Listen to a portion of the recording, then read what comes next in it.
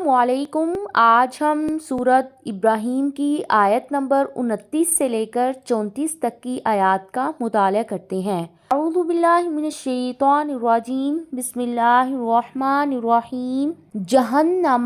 جہنم میں، یصلونہا وہ داخل ہوں گے اس میں، وبئس القرار اور کتنا برا ہے ٹھکانہ۔ اللہ تعالیٰ نے اس آیت میں کہا کہ جہنم میں ان کو پہنچا دیا جائے گا، جس سے بھر کر ہلاکت اور بربادی کی جگہ اور کیا ہو سکتی ہے۔ وَجَعَلُوا اور انہوں نے بنا لیے، للہ اللہ تعالیٰ کے لیے، اندادن کچھ شریک، لیضلوا تاکہ وہ گمراہ کریں، عن سبیلہ اس کے راستے سے۔ کل کہہ دیجئے، تمتعوا تم فائدہ اٹھا لو،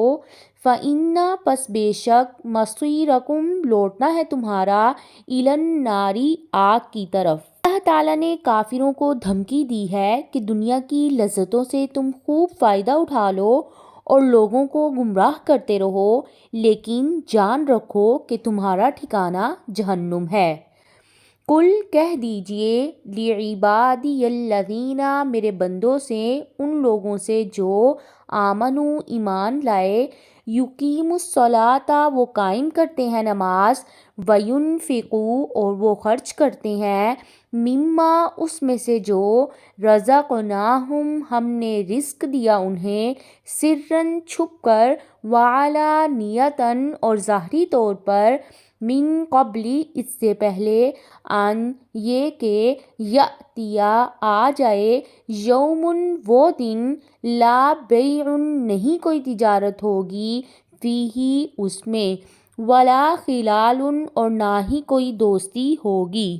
پہلی آیتوں میں اللہ تعالیٰ کی نعمتوں کی ناشکری کرنے والے اور اللہ تعالیٰ کے ساتھ شریک بنانے والوں کے بارے میں اللہ تعالیٰ نے اپنے رسول کو حکم دیا کہ وہ انہیں بتا دیں کہ ان کا ٹھکانہ جہنم ہے۔ اب اللہ تعالیٰ نے اپنے نبی کو حکم دیا کہ وہ مؤمنین کو کہہ دیں کہ تم لوگ نماز قائم کرو اور اللہ تعالیٰ نے جو روزی دی ہے اس میں سے چھپ کر اور دکھلا کر اللہ کی راہ میں خرچ کرو، کیونکہ قیامت کا دن ایسا دن ہوگا جہاں نہ خرید و فروخت ہوگی، نہ ہی کوئی دوستی کسی کے کام آئے گی۔ اللہ تعالیٰ، الذی وہ ہے جس نے خلق پیدا کیا، السماوات آسمانوں کو، والارض اور زمین کو، وانزل اور اس نے اتارا، من السماء آسمان سے، ماء پانی، فاخرج پھر اس نے نکالا، بہ اس کے ساتھ، من الثمرات پھلوں میں سے، رزقاً رزق، لکم تمہارے لیے، وسخر اور اس نے مسخر کی، لکم تمہارے لیے، الفلک کشتیاں، لتجریہ تاکہ وہ چلیں، فی البحر سمندر میں، بامرہ اس کے حکم سے، وسخر اور اس نے مسخر کی، لکم تمہارے لیے، الانہار نہریں۔ اب جو ہم 3 آیتوں کا مطالعہ کریں گے اس میں اللہ تعالیٰ نے مخلوق کے لیے اپنی بعض نعمتوں کا ذکر کیا ہے جو اس کی وحدانیت کی دلیل دیتی ہیں۔ اللہ تعالیٰ نے آسمان اور زمین کو جو پیدا کیا ہے وہ بغیر کسی نمونے کے پیدا کیا ہے۔ اللہ تعالیٰ آسمان سے پانی اتارتے ہیں اور اس پانی کے ذریعے سے کئی قسم کے پھل اور رزق عطا کرتے ہیں، اور پھر اللہ تعالیٰ نے بتایا کہ کشتیوں کو تمہارے لیے مسخر کیا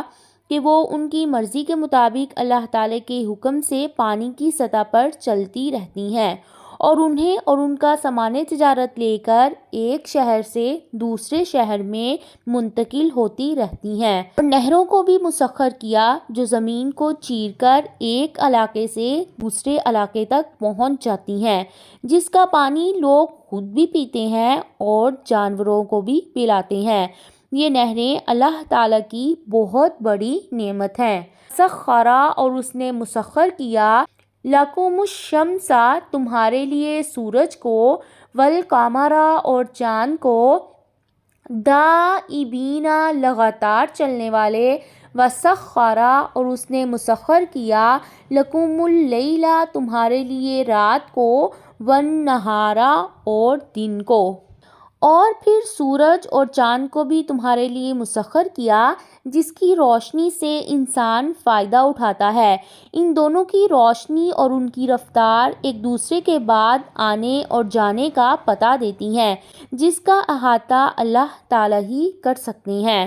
سورج کے ذریعے سے سال کے مختلف موسموں کا پتہ چلتا ہے اور آفتاب کے ذریعے سے مہینوں کی ابتدا اور انتہا معلوم ہوتی ہے۔ رات اور دن کو مسخر کیا، رات کو آرام کے لیے بنایا اور دن کو روزی حاصل کرنے کا ذریعہ بنایا۔ وَآتَاكُمْ اور اس نے دی تمہیں من کلی ہر وہ چیز ما جو سألتموہ مانگی تم نے اس سے، وَإِن اور اگر تعدو تم گننے لگو نعمت اللہ تعالیٰ کی نعمتیں لا تحصوہا نہیں تم شمار کر سکتے انہیں، ان الانسان بے شک انسان لظلوم البتہ بڑا ظالم ہے، کفار بڑا ناشکرا ہے۔ پھر اس آیت میں اللہ تعالیٰ کہہ رہے ہیں کہ بندوں کو جس چیز کی ضرورت ہو سکتی ہے اسے اللہ تعالیٰ نے ان کے لیے فراہم کیا۔ انہوں نے اپنی زبان سے ان چیزوں کو اپنے لیے اللہ تعالیٰ سے مانگا۔ اس کے بعد اللہ تعالیٰ نے فرمایا کہ اے میرے بندو، اگر تم اللہ تعالیٰ کی نعمتوں کو شمار کرنا چاہو تو تم نہیں کر سکتے کیونکہ ان کی کوئی بھی انتہا نہیں ہے۔ اور آخر میں یہ بتایا کہ جو آدمی ایمان اور یقین اور اللہ تعالیٰ کی رہنمائی سے محروم ہوتا ہے، اللہ کی ناشکری کر کے اپنے آپ پر ہی ظلم کرتا ہے اور وہ بہت ہی بڑا ناشکرا ہوتا ہے۔ یہ تھی آج کی وہ آیات جن کا ہم نے مطالعہ کیا۔